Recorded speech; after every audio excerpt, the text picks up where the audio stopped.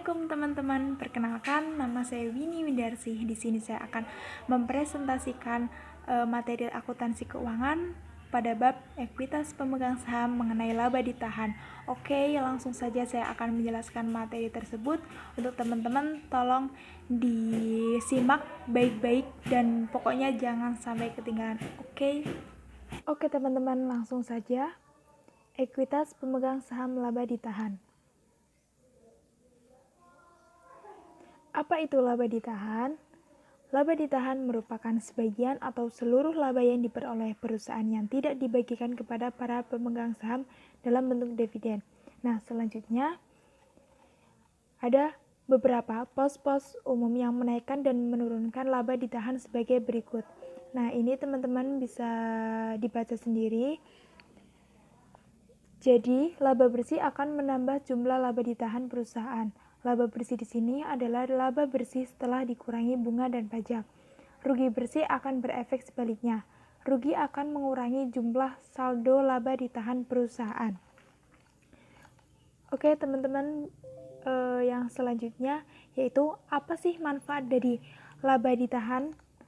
Yang pertama, untuk pembayaran dividen kepada para pemegang saham, untuk penutupan kerugian, untuk cadangan untuk tujuan tertentu, untuk rekapitulasi.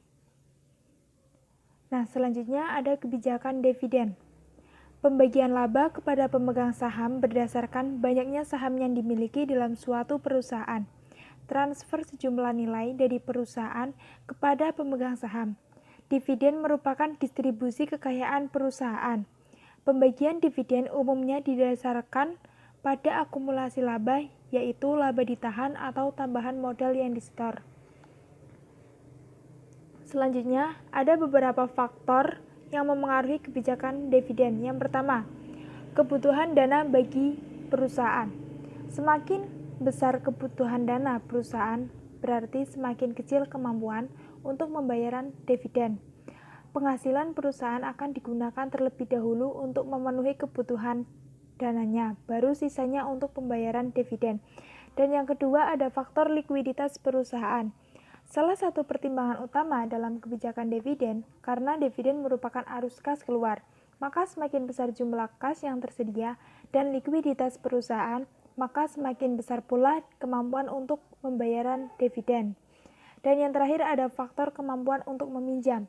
Apabila perusahaan mempunyai kemampuan yang tinggi untuk mendapatkan pinjaman, hal ini juga merupakan fleksibilitas keuangan yang tinggi, sehingga mampu untuk membayar dividen juga tinggi. Selanjutnya ada beberapa jenis dividen. Yang pertama, untuk dividen kas atau tunai. Dividen yang paling umum dibagikan oleh PT adalah bentuk kas. Yang perlu diperhatikan perusahaan sebelum mengumumkan adanya dividen kas adalah apakah jumlah uang kas yang ada mencukupi untuk pembagian dividen tersebut. Nah, di sini saya juga menyajikan contoh soal untuk dividen kas atau tunai beserta jurnal yang diperlukan. Nah, di sini teman-teman bisa lihat ada nominal 1 juta dolar itu diperoleh dari 1.000 dolar dikali 1.000 lembar saham. Nah, untuk penjelasannya pada transaksi pengumuman, saat pengumuman tersebut, perusahaan akan mengurangi atau mendebit saldo laba ditahan dan mengakui utang dividen. Utang dividen ini diakui karena dividen masih belum dibayarkan, hanya diumumkan saja. Dan itu berarti perusahaan berjanji kepada pemegang saham bahwa dividen akan dibayarkan. Dan selanjutnya pada transaksi pembayaran, ketika pengumuman pembagian dividen, tidak serta-merta saat itu juga dividen akan segera dibayarkan. Ketika pembayaran sudah dilakukan, maka perusahaan akan mengeluarkan kas atau mengkredit kas dan utang dividen akan didebit karena sudah dibayar. Nah, selanjutnya ada dividen properti. Biasanya dalam bentuk surat berharga perusahaan lain yang dimiliki oleh perusahaan, persediaan atau aktiva lainnya. Nah, di sini juga ada contoh dari dividen properti beserta jurnal yang diperlukan. Selanjutnya, dividen scrip atau dividen hutang. Yaitu dividen jenis ini timbul apabila laba ditahan itu saldonya mencukupi untuk pembagian dividen, tetapi saldo kas yang ada tidak cukup. Kemudian pimpinan perusahaan akan mengeluarkan skrip dividen, yaitu janji tertulis untuk membayar jumlah tertentu di waktu yang akan datang. Nah, ini ada contoh soal dari dividen skrip atau dividen hutang beserta jurnal yang diperlukan. Nah, teman-teman bisa dilihat pada saat pembayaran dividen muncul biaya bunga. Nah, biaya bunga ini diperoleh dari 1 juta dolar dikali 10% kali 1/12, hasilnya 8.333 dolar. Itu hasil dibulatkan ya teman-teman. Oke, kita lanjut.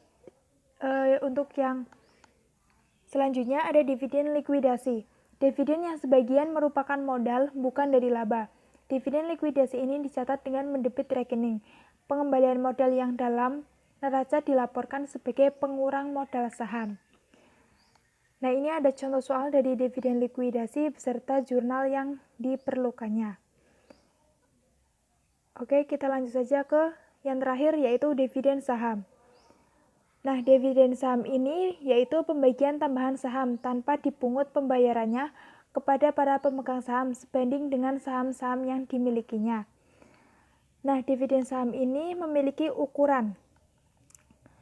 Yang pertama, dividen saham kecil atau kurang dari 20% dari saham perusahaan yang diterbitkan dicatat pada nilai pasar wajar. Dan selanjutnya, dividen saham besar, lebih dari 20-25% dari saham perusahaan yang diterbitkan dicatat pada nilai nominal. Nah, ini ada ilustrasi atau contoh soal dari dividen saham beserta jawabannya. Di sini muncul premi saham karena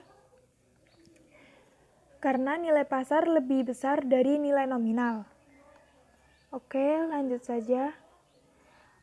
Untuk dividen saham dapat dibagi dengan cara yang pertama, dividen saham biasa. Dividen saham berupa saham yang jenisnya sama.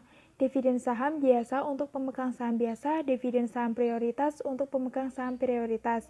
Dan yang kedua ada dividen saham spesial atau khusus. Dividen saham berupa saham yang jenisnya berbeda.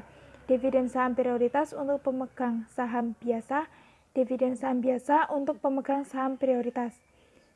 Nah, selanjutnya ini juga ada contoh soal lagi untuk mencatat dividen saham. Terdapat beberapa harga yang dapat digunakan. Nah, pada dividen saham biasa dicatat sebesar harga pasar pada saat saham dibagi. Nah, ini juga ada jurnal yang diperlukan untuk mencatat sebesar harga pasar pada saat saham dibagi. Nah, ini soalnya yang ini. Oke, lanjut saja ya. Yang kedua yaitu dicatat sebesar nilai nominal pada saat saham dibagi. Itu jurnal yang diperlukan sebagai berikut. Masih soal yang sama. Dan yang terakhir yaitu dicatat sebesar harga jual sahamnya sehingga jumlah agio di sagio sama. Dan jurnal diperlukannya sebagai berikut. Lanjut, untuk dividen saham prioritas dicatat sebesar harga pasar pada saat saham dibagi. Dan jurnal yang diperlukan sebagai berikut. Nah, teman-teman, untuk kesimpulan dari ekuitas pemegang saham laba ditahan, yaitu laba ditahan adalah bagian atau keseluruhan laba perusahaan yang akan digunakan kembali untuk keperluan perusahaan. Bahkan, pertumbuhan laba ditahan dijadikan sebagai tolak ukur bagi sebagian investor untuk menilai kinerja sebuah perusahaan. Nah, itulah penjelasan dari ekuitas pemegang saham laba ditahan. Terima kasih teman-teman. Hai teman-teman, itulah penjelasan dari saya mengenai bab ekuitas pemegang saham laba ditahan. Nah, buat teman-teman nih, tolong untuk subscribe, like, dan komen video ini. Dalam hitungan 1, 2, 3, 4, 5. Oke, terima kasih. Wassalamualaikum warahmatullahi wabarakatuh.